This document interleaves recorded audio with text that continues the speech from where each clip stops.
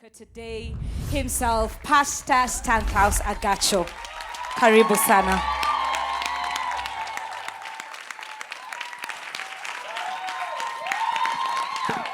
Wow, thank you so much. Ian, we outrightly said this profile is for the university. Please, you may have your seat. So good to see everybody. Welcome to Rivers Church, the home of Kingdom Woman She-prenuers. That fits very right, because where else can she-preneurs sit other than in a ranch? My time is very short. I want to get to the point. Bwana sifiwe sana.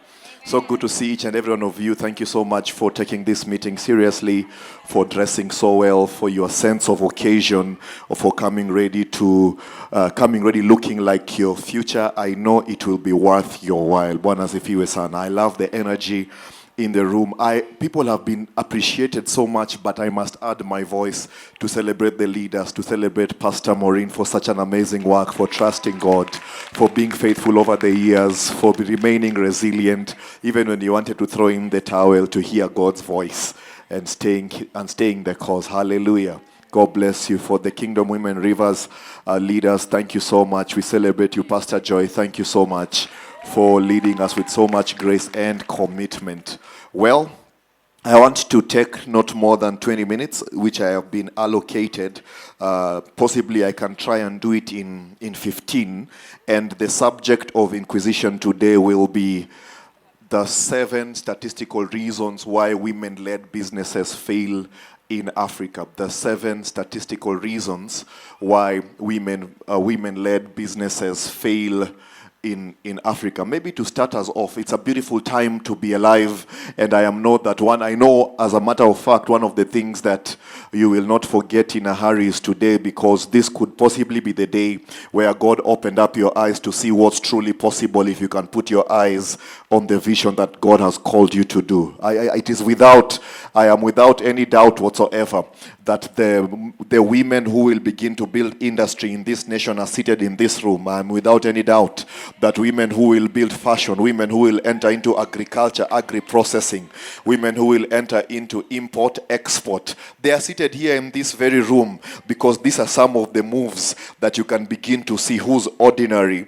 and who's extraordinary. People are right now, Dr. Kanjat, they recently told me that how you excuse these Korean movies is that normally it's called cultural exchange. So there are very many ladies right now who are enjoying Medza, who are enjoying cultural exchange in their sofa set, but you took your time to go and get your makeup done. I think I know something about getting makeup done, and you dress very well, and you came here on a Saturday afternoon to just get yourself empowered. I promise you it will count for something. Bwana sifiwe sana. Scripture said that in all labor there is profit. We are living in a good time in Africa right now, because not only is the African market growing, but so are the Africans who are in it themselves. As a matter of fact, when you look at World Bank studies, they are saying now that in the next 15 to 20 years, 1 in 4 human beings will be African. By 2040 to 2050, 1 in 4 human beings will be African. We are literally sitting right now in one of the largest markets in the world. The second interesting reality is currently 30% of the world's resources are in Africa. Let me say that one more time. 30% of the world's resources are in Africa. But what pains me now, and is one of the questions that we must begin to answer, is how then is it that despite Africa having 30% of the world's resources, according to World Bank, we only command 3% of the world's wealth, according to IFC? That we have 30%. So we have 30% of the resources, but we have only 3%. We have only 10% of the wealth, because the challenge has been we have not been able to translate our resources. We have not been able to translate our power into wealth. When you come home, the statistics are very interesting. As a matter of fact, right now, researchers are beginning to say that Kenya is what is regarded as a matriarchal economy. Can I tell you about the matriarchal economy? A matriarchal economy is an economy where the women are at the forefront. Let me give you 5 key numbers that you must never forget. Number 1, do you know right now that 95% of women-led enterprises pay their loans on time? 95%. Here is a second number. Apparently, the capital conversion ratio, if you give a woman today 100 shillings, she'll generate 78. If you give a man 100 shillings, he'll generate 32 shillings. Here's the third number.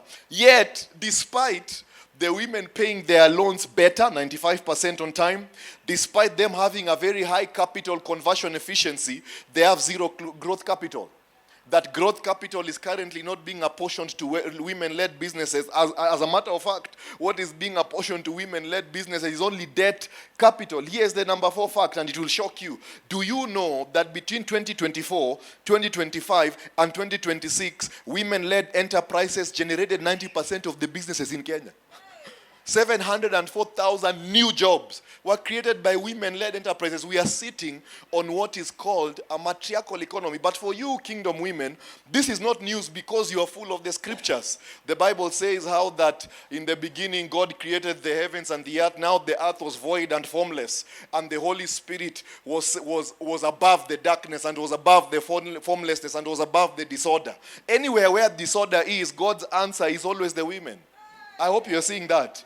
Anybody who does not agree, I want you to read your own scriptures and you can begin to now explain to me why is it that currently 90% of the jobs in this country in the last 2 years have been generated by women-led enterprises. The capital efficiency by women-led enterprises is almost twice that of men. Right now, we are literally sitting at the precipice of 7.4. Can you imagine? I found this statistic this morning. We were discussing it with my wife. That we have right now the highest number of women-led enterprises in all of Africa is in Kenya. 7.4 million enterprises are women-led, contributing 20% of the country's GDP.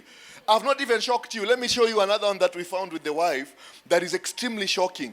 Do you know that there is a portion of your work that is not being paid for that is about 23% of this GDP? Can I reveal it to you right now? So they found a paper apparently where the argument was, why is it that women businesses close so fast? And this is the subject of Inquisition today. And they found something very interesting, that there is labor that we are not paid for. And I'm so happy I'm seeing Waidera here. She has 4 children. There is labor, 4Ks, yeah? The 4K saloon right there. We launched it just recently at, have you seen the new Shell in Ruaka? Have you seen that excellent saloon that looks like it landed from Dubai? You know, when Dubai was being bombed, the saloon was just lifted and then planted there. Is an amazing, amazing saloon. And that's one of the businesses we are most proud of. Clinisha is here. The owner of Clinisha is an MBA graduate. What are you talking? Imagine somebody who's now cleaning your stuff being an MBA graduate. You can see her work even here in church. You cannot have even 1 grain of sand. What are you talking anyway? So now, they found that women spend an average of 5 hours of unpaid work every day in Kenya, while men only spend 1 hour. It's called the punishment, the caregiver punishment. The valuation of those 5 hours of unpaid work, guess what it was? 2.4 trillion. If you're married, this is a good time to now text your husband and say, baby, I need to send you an invoice because caregiving has actually been quantified now by Kenya Bureau of National Statistics as 23% of our GDP. So much power, yet so little progress. Why? Here's the first one. The first statistical reason why women enterprises fail in Kenya, the first one is the capital structure inefficiency. That listen, the truth of the matter is, and I know you agree with me, the truth of the matter is that the systems are patriarchal. So what's happening is you're having women-led businesses paying 95% of women-led businesses, and they're bankers in the house, I want you to confirm this, 95% of women-led businesses pay their loans on time, yet loan approvals, women-led businesses are 20% lower than men-led businesses. That the structure is inefficient. I did find a study by World Bank that showed that structurally women are 100 years behind. And I'll tell you why. If you look at the government, who started government? Is it not men? If you look at medicine, who started medicine? Is it not men? If you look at banking, who started banking? Is it not men? If you look at politics, who started politics? Is it not men? So you find yourself in a structure that is already fighting your efficiency. 3 quick mitigative strategies. Number 1, you have to document everything. So if you are in an environment that fights you because you are a woman, the first thing is to document everything. It is very dangerous to run a business without documents if you're a woman. The second thing, you must ensure that you are building credibility. Anytime you are applying for a loan, usually people say in finance you're applying for credit. The foundation of credit is credibility. It means then you need to have your supplier contracts very well arranged, paid on time. You need to have your rental contracts very well arranged, paid on time. You need to have your human resource, all your employees very well arranged, paid on time. All your rent receipts, because all these transactions are stories for your credibility. If you're going to beat the system, you don't beat the system by becoming bitter. You beat the system by rising above the system and riding the very frameworks of the system to trigger the credit that is required. One of the leading reasons why women-led enterprises fail is because they are unable to access credit. Not because there's anything wrong with their business, but because they are women. And I want to inspire you today to begin preparing for borrowing. Because remember again, when you're in business, it is leverage that accelerates your capital. So at some point you will need leverage to accelerate. And if you're a woman-led business, I want you to begin now preparing early. After all, the prudent man foresees evil and takes precaution. Is that okay? Here's the second thing. The second reason why women-led enterprises are failing, can you imagine, according to Kenya National Bureau of Statistics, 51% of women-led enterprises are not registered. 51%. And it's interesting because when Kate did the statistics for Kingdom Woman Rivers, it was the same amount. It was exactly the same amount, because what's true for the macroeconomics is true for the micro. So it is extremely important. And if you are here and you have not registered your business, yet you have applied very good makeup, I want you to use this message to change. Are you hearing what I'm talking about now? You now need to use this message.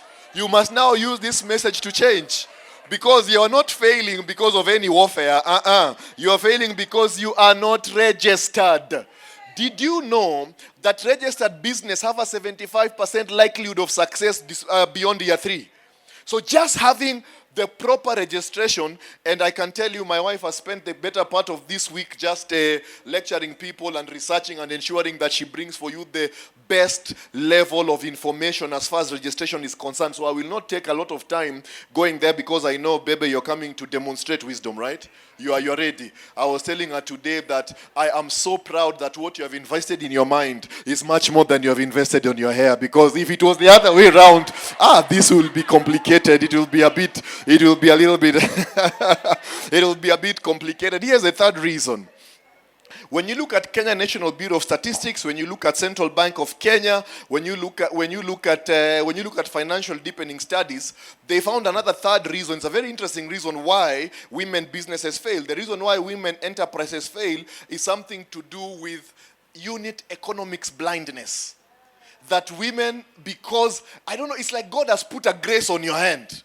That many ladies will do businesses, and I know you agree with me, many ladies will do businesses with vibes. You don't know, you can't quite say what exactly is my revenue, what exactly is my gross margin, I can't quite tell you what exactly are my ratios. I really don't know what percentage of my profit is of the revenue, but somehow this thing is just working, and I'm dedicating cars, and I'm opening up new businesses, and I'm buying new clothes. I don't know my numbers. It's a reason of failure.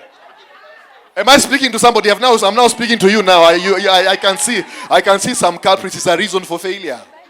It's a reason for failure. Unit economics blindness. Does your business make sense at the unit? What is your gross margin? Did you know you can know the likelihood of a business succeeding before you ever touched it? Just by checking one number, gross margin. What is your revenue minus cost of goods sold? So Medza has recently launched her juice line, right? And So we should now ask Medza, what's your gross margin? So that, by the way, anytime your gross margin is less than 30%, leave that business alone before you even start. Because it is not warfare that will kick you out. It is numbers. It is the unit economics. So what will happen now is you will be financing the business with your capital and you think you're making progress, but you're burning capital. Unit economics blindness is one of the reasons why many businesses fail. Now, the problem of unit economics blindness is a cancer that can kill you slowly and steal your time. Let me explain. What will happen is, have you ever been in a business where you seem to be selling and the money is coming in and you're paying your bills, but you're not moving forward? You're moving in cycles. Because now what has happened is you are utilizing supplier finance to supply your operations, but you can't see it. Do you know why you can't see it? Because somebody supplies you something, you delay paying them by a week or two, you have not paid your rent on time. It basically means that your balance sheet is being funded by liabilities, but you can't see it because you're cash flow positive. So unit economics blindness is a key reason for business failure. I want to ask you today, daughter of Zion, Kingdom Woman She-prenuers, are you promising me you'll use this business you'll use this message to change? If you don't know your numbers, you don't know your business. Tell your neighbor, if you don't know your numbers, you don't know. Come on, tell them if you don't know your numbers. Do you know your numbers, baby? Do you know your numbers? Do you know your numbers? All right, let's go to number 4. And then I can leave it at number 4 because I can see my time is spent and you are now home. So we are going to be spending a lot of time. Dr. Kanja, I just want to request that let's have a lot of these meetings. Because what's happening, what you don't know is, Rwaka has 79,000 individuals, Kenyans. 40,000 of them are women. Of those 40,000, about 22,000 are in business. So that is the people we want to now disciple. You see the way Kina Mary have come here. Are you seeing these Kingdom Women Rivers, the way they are looking? They're looking like this because they're practicing to now mentor Rwaka. This is what we're talking about. So we need a lot of these meetings because we have such a huge congregation of business women in Rwaka, and we are going to be very keen on mentoring them. I'll just give you one more reason for failure, and then I'll give you 5 industries that you need to be looking at as far as the data is showing us. So the number 4 one is digital adoption and technology enablement. What is happening is businesses that are not technology driven, businesses that have not adapted technology, first of all, their balance sheets are inefficient by 15 to 20%.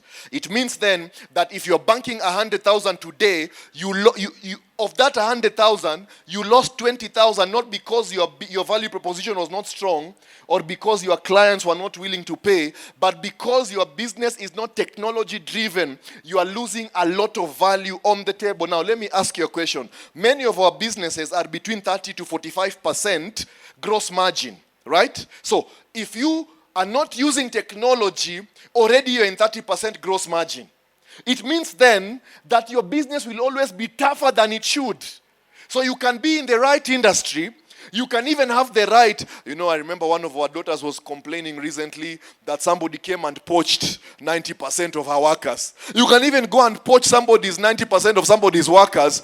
But if your numbers are not working, there's nothing that will happen. So businesses that have not yet adapted technology, especially women-led enterprises that are lagging in technology adoption, are losing 20% of value because of the inefficiency that is created by business process friction.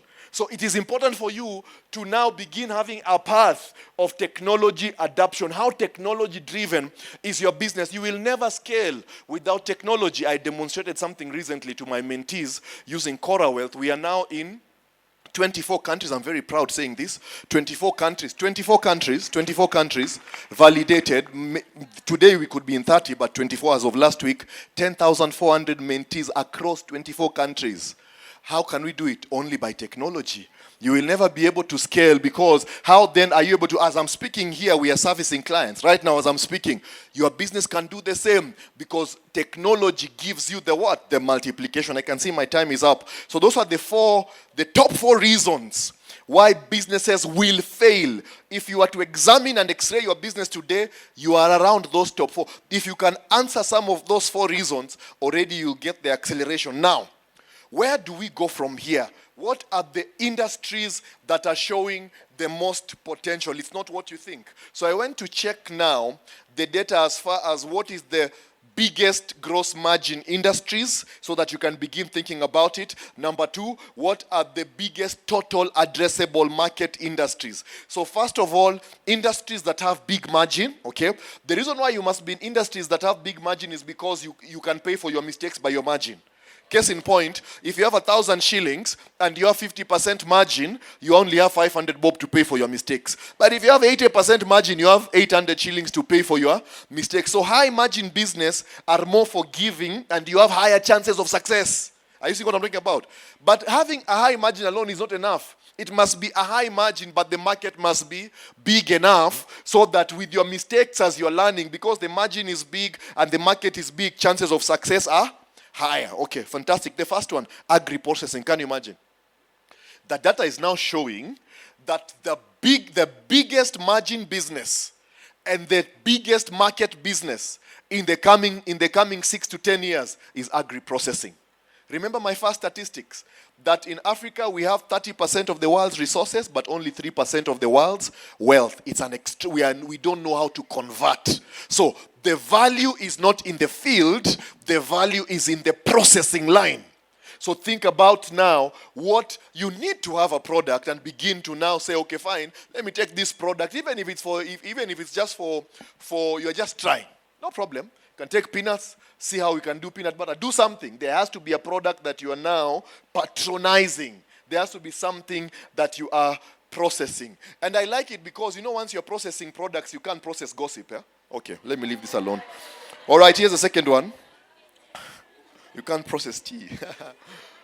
The second business, I was checking. It's not even me, I was shocked. So here's the second business. Big margin, big market, urban fashion. Can you imagine? Urban fashion. That urban fashion now, did you know that all of us in this room right now, all of us can be in fashion business, all of us, and all of us will be multi-millionaires in dollars. There is not enough suppliers to supply the market that is there, especially tech-enabled suppliers. People who have a CRM in place, you know your customers, you know their birthdays, you know their income, that deep customer information that you can now utilize to have targeted digital marketing to deliver value to your customers beyond charts. Do you remember again, anyway, ultimately, if you're buying a Berlusconi tie or a Berlusconi shirt, what are you really paying for? Are you paying for the fabric or are you paying for the experience? How will you crystallize the experience blindly? So that is why technology gives you the ascendancy. You cannot talk about gaining ascendancy and traction in urban fashion if your plan is to open a stand in town. And I pray that you're not here. You're not here if your plan is to open a stand in town to sell clothes. I'm praying that God will help you to use this message to change. It must be that you're planning to open stands in town that are technology driven. It must be that you're planning to open stands in town. Maybe you even have a central place where you're manufacturing that fabric. It must be that you're planning to open an online shop. It has to be, technology must be at the center of it. Here's a third industry that you must think about it. Specialized education. Can you imagine? Now, I went deeper on this one because I was wondering, what do you mean by specialized education? Is this education for children with special needs? No. It is niched learning. And the idea is that you are best positioned to serve the person who you once were. For example, if I was Medza right now, one of the courses that I'd be having is moving from Kitale to the city. Yeah. It would be a complete, okay, for example, how to move from the village and become a champion in the city. Let me tell you, you will sell for days. It's called niched knowledge. Niched knowledge. That if you are able to come up with specialized education that is specialized and unique to your own circumstances. And many times, do you know how you get this? Your pain. Anything you call your pain in your life, it must pay you by making it into a program. Because who else can speak to your pain more than you? Who understands? Because look at you. Despite all that pain, despite all that rejection, despite all that ostracization, you are here this afternoon smelling fresh, looking nice, standing confident, looking like you're just getting ready to go and open your 5 bank accounts in euros and dollars. What are you talking? It means then that there's something that you know.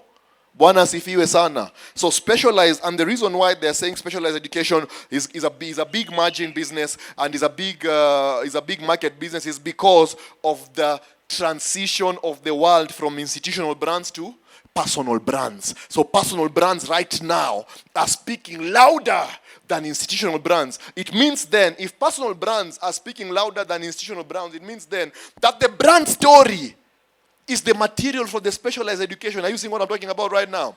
So it is very easy. For example, any amount of pain or success in your life is a story. Is a course. You can begin talk about, for example, Lady of God Faith is here. Yeah, how to lead an urban worship ministry in Nairobi. You will be very surprised how many people will go and buy that. Will go and buy that course. I have the pleasure of pastoring one of the biggest TikTok creators here in this and there are several. And for him, his average revenue per day right now is about between $800 to $1,000. You won't believe. In fact, many of you are sharper than him 10,000 times. But you're not his market. Do you know there's an audience that will love you? Let me leave it alone. Okay, fine. Naongea hapa, you are not responding. When you don't respond, I just look at the beautiful young wife of mine, and I know what are you to. Hata ukikataa kuendorse hii message, this message was already endorsed by my life.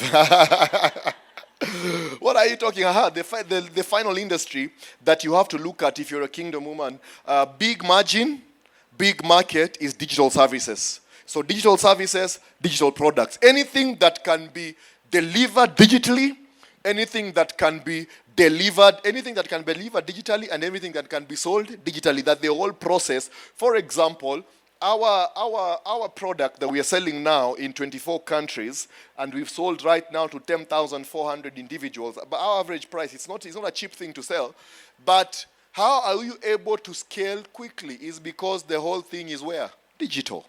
It's fully digital. So you have to begin to think now. If you are here and you are feeling that this is a lot to take in, I want to tell you and encourage you in the right place, because if it was easy, everybody would do it. Your next level will determine for you. I hope you know growth is painful. Jesus said something. Jesus said, except a corn of wheat, one corn of wheat fall into the ground and die, it abides alone. Listen, if there's going to be growth, first of all, you must embrace the walk call alone. Nobody's going to be cheering you when you're starting. Forget it. You are waiting for applause too early. It's not yet time for somebody to clap for you. As a father, I make time to affirm my people. I make time to affirm my daughters. I take time to affirm my sons. But if affirmation is what is their fuel, they're in the bush. They are completely in the bush. And I hope that you'll use this message now to come out of the bush, because the biggest engine for your own progress is your vision. Now, can I shock you? Do you know that in this country of ours now, let me finish you complete now here. Let me show you. That in the whole of Africa, in the so-called EEMEA region, they did a study and they were checking. This study was examining ambition. Can I tell you what they found about Kenyan women, Lady of God Mary? That in Kenya, 9 out of 10 women want to start a business. We don't have an ambition problem. We do not have. Now, the average for the other countries is between 4 and 5 out of 10. But in Kenya, 9 out of 10 women want to start a business. But I want to challenge you that you now convert that desire into discipline, because desire alone will frustrate you deeply. Thank you very much.